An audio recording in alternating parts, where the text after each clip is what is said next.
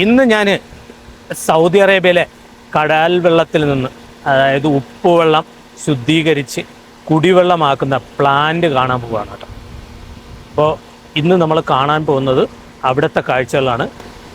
ഈ കാണുന്ന എൻ്റെ പുറകിൽ കാണുന്ന കണ്ടോ ടാങ്കുകളുണ്ടോ, ഒരു 8 ടാങ്കുകൾ കാണാം. ലക്ഷക്കണക്കിന് ലിറ്റർ വെള്ളം കൊള്ളുന്ന ടാങ്കുകളാണ്. ആ ടാങ്കുകൾ ഭൂമിയുടെ അടിയിലും അത്ര തന്നെ താഴ്ചയിലോട്ട് അവർ കുഴിച്ച് ഉണ്ടാക്കിയിട്ടുണ്ട്.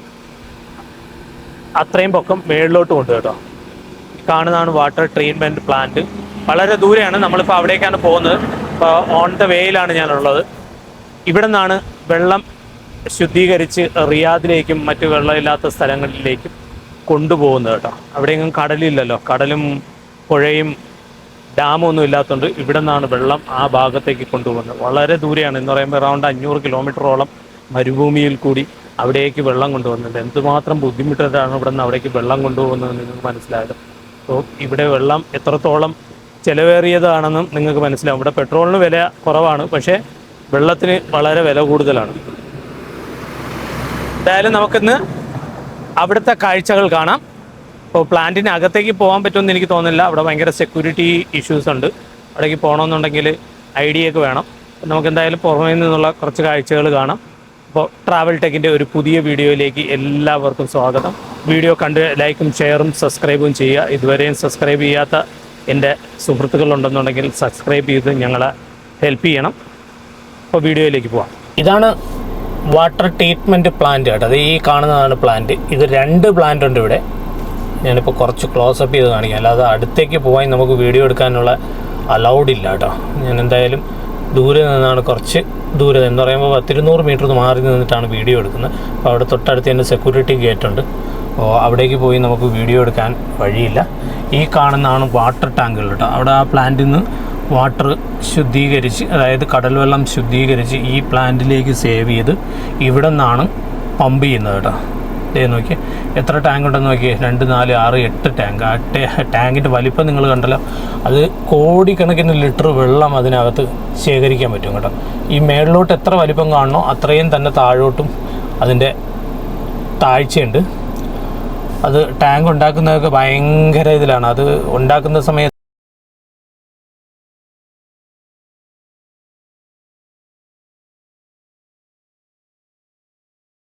കുഴിയുണ്ടാക്കി അതിനകത്താണ് പിന്നെ ഇരുമ്പ് ചട്ടക്കൂടുണ്ടാക്കി, അതുപോലെ തന്നെ മേളിലോട്ടും ഇരുമ്പ് ചട്ടക്കൂടുണ്ടാക്കി. ഇത് ഏതൊരു ഷേപ്പിലാണ് ഈ ടാങ്കിൻ്റെ എന്ന് മനസ്സിലാവില്ല, പക്ഷേ ഒരു തുള്ളി വെള്ളം പോലും ചോർച്ചയോ അങ്ങനെയൊന്നുമില്ല കേട്ടോ.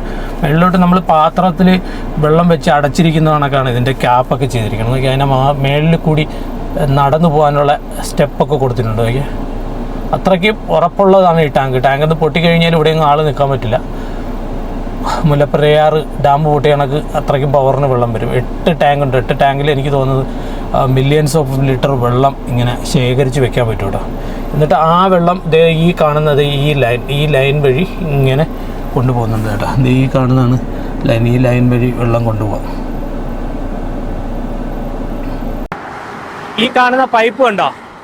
ഈ കാണുന്ന പൈപ്പ് വഴിയാണ് ജുബൈലിൽ നിന്ന് റിയാദിലേക്കും മറ്റുള്ള സമുദ്രം ഇല്ലാത്ത ഭാഗത്തും ഡാമില്ലാത്ത ഭാഗത്തേക്കും കുടിവെള്ളം കൊണ്ടുപോകുന്നത്.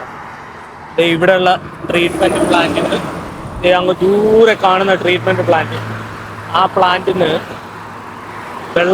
കുടിവെള്ളം കൊണ്ടുവന്നത് വളരെ ദൂരേക്ക് കൊണ്ടുവന്നത്.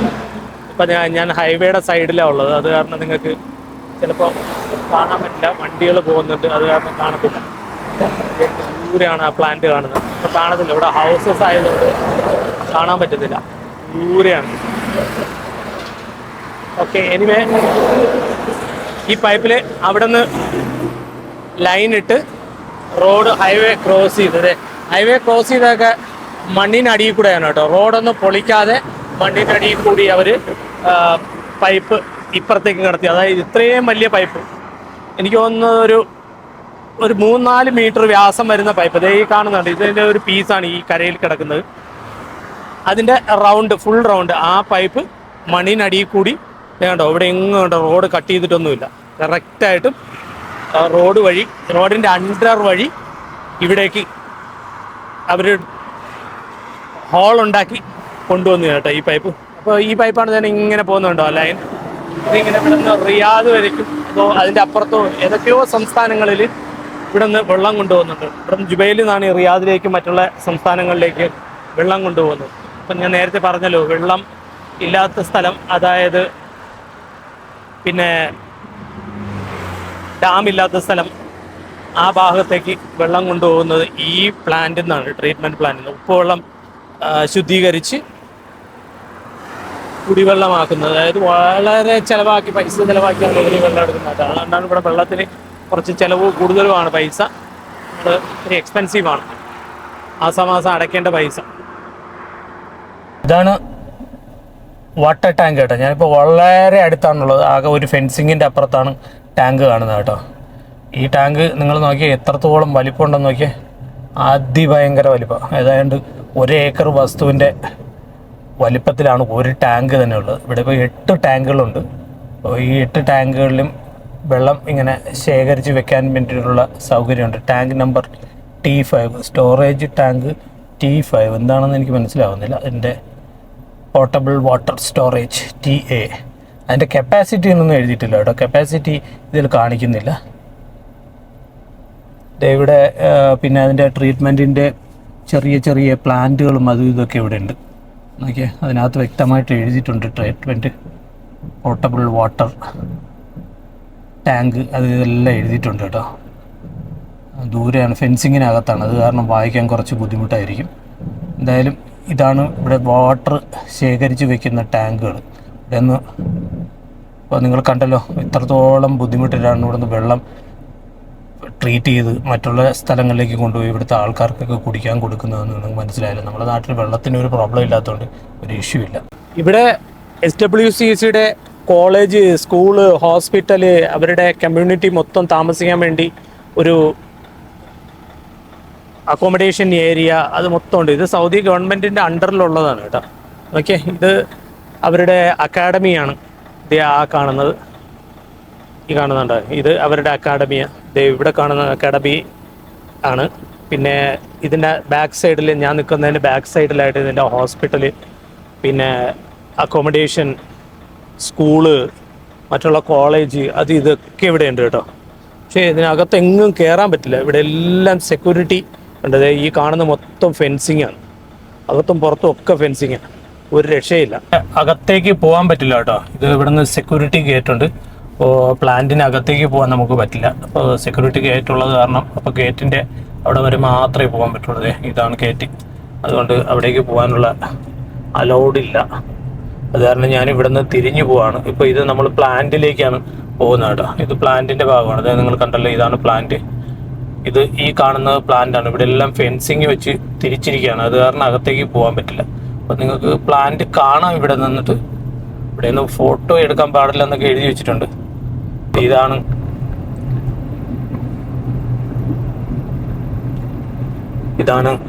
വലിയ 2 പ്ലാന്റുകളാണ് കേട്ടോ. അത് ഈ കാണുന്ന ഒരു പ്ലാന്റ്, അത് കഴിഞ്ഞിട്ട് അതിൻ്റെ തൊട്ടപ്പുറത്ത് വേറൊരു പ്ലാന്റും ഉണ്ട്. നോക്കിയേ, ഇവിടെ ഇങ്ങനെ നീരാവി വന്നുകൊണ്ടിരിക്കണം കേട്ടോ.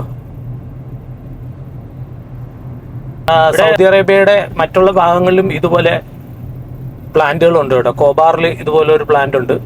പിന്നെ ഇനി ജിദ്ദയിലൊക്കെ ഉണ്ടാവും, അവിടെയൊക്കെയാണല്ലോ കടലുള്ളത്, അവിടെയൊക്കെ ഉണ്ടാവും. പിന്നെ ജിസാന് അങ്ങനെയുള്ള ഭാഗങ്ങളിലൊക്കെ, കടലുള്ള ഭാഗത്തൊക്കെ ഇതുപോലുള്ള ട്രീറ്റ്മെൻറ്റ് പ്ലാന്റുകൾ ഉണ്ടാവും. കണ്ടില്ലേ, ഇതാണ് അടുത്ത വേറൊരു പ്ലാന്റ്, ഇതേ ഈ കാണുന്നത് കേട്ടോ. ഇതൊരു പ്ലാന്റാണ്. ഇതെനിക്ക് തോന്നുന്നത് ഇപ്പോൾ പ്രവർത്തിക്കുന്നില്ല എന്ന് തോന്നുന്നു. ആ ഒരു പ്ലാന്റാണ് ഇപ്പോൾ പ്രവർത്തിക്കുന്നതെന്ന് തോന്നുന്നു കേട്ടോ. ഇത് പഴയ പ്ലാന്റ് ആയിരിക്കാനാണ് സാധ്യത. അതുകൊണ്ടായിരിക്കും ഇതിങ്ങനെ നിർത്തി വെച്ചിരിക്കുന്നത്. അതോ ഇത് ഘട്ടം ഘട്ടമായിട്ട് പ്രവർത്തിപ്പിക്കുമോ എന്നറിയില്ല. ഒരു ദിവസം ഇത്ര മണിക്കൂർ, അത് ഒരു ദിവസം ഇത്ര മണിക്കൂർ, ഇത് ഇങ്ങനെ പ്രവർത്തിപ്പിക്കാനാണ് സാധ്യത. അതേ കണ്ടോ, ഇവിടെയും ടാങ്ക് ഉണ്ട്. ഇത് പഴയ പ്ലാന്റാണ്. അതാണ് പഴയ പ്ലാന്റിൻ്റെ അതേ ടാങ്കുകളാണ് ഇത് ഇപ്പോൾ ഈ കാണുന്നത് കേട്ടോ. യെസ്, അതാണ് പഴയ പ്ലാന്റാണ്. അതെ, ഇവിടുത്തെ ടാങ്ക് ഉണ്ട്. ഇത് സാധാരണ നമ്മളെ നാട്ടിൽ പോലുള്ള ടാങ്ക്, തുറന്ന ടാങ്കാണ്. മേളിൽ ക്ലോസിങ് ഉണ്ടാവായിരിക്കും. ഏതായാലും അതിനകത്തേക്കൊന്നും പോകാൻ നമുക്ക് അലൗഡ് ഇല്ല. ഇവിടെ 2, 3, 4, 5, 6 വലിയ ടാങ്കുകളുണ്ട്. ഇപ്പോൾ ഇതുപോലത്തെ ടാങ്കാണ് അവിടെ ഉണ്ടാക്കിയിരിക്കുന്നത്. പക്ഷേ ഇതിനേക്കാളും ഒരു 2-3 മീറ്റർ പൊക്കം കൂടുതലുണ്ടാവും. അതുപോലെ തന്നെ അതിൻ്റെ മേളിൽ അടപ്പുണ്ട്, അടച്ചിട്ടുമുണ്ട് കേട്ടോ. ഈ കാണുന്നതാണ്. ഇവിടെ ഇറങ്ങി നിന്ന് വീഡിയോ എടുക്കാനുള്ള അലൗഡ് ഇല്ല കേട്ടോ. അതുകൊണ്ടാണ് ഞാൻ ഇറങ്ങി നിന്ന് വീഡിയോ എടുക്കാതെ വാഹനത്തിൽ ഇരുന്ന് തന്നെ വീഡിയോ എടുത്ത് നിങ്ങളെ കാണിക്കുന്നത്. ഇവിടെ ഒത്തിരി ടാങ്കുകളുണ്ട് കേട്ടോ ഇതുപോലെ. ഈ വീഡിയോ ഞാൻ ഇവിടെ നിർത്തുകയാണ്. ഈ വീഡിയോ നിങ്ങൾക്ക് ഇഷ്ടപ്പെട്ടു അല്ലെങ്കിൽ നല്ലൊരു ഇൻഫർമേഷൻ ആണെന്നുണ്ടെങ്കിൽ ലൈക്കും ഷെയറും സബ്സ്ക്രൈബും ചെയ്യുക. അതുപോലെ കമൻറ്റും ചെയ്യുക. ഇനിയൊരു പുതിയ വീഡിയോയുമായി വീണ്ടും വരുന്നവരേക്ക് എല്ലാവർക്കും bye, take care, stay tune.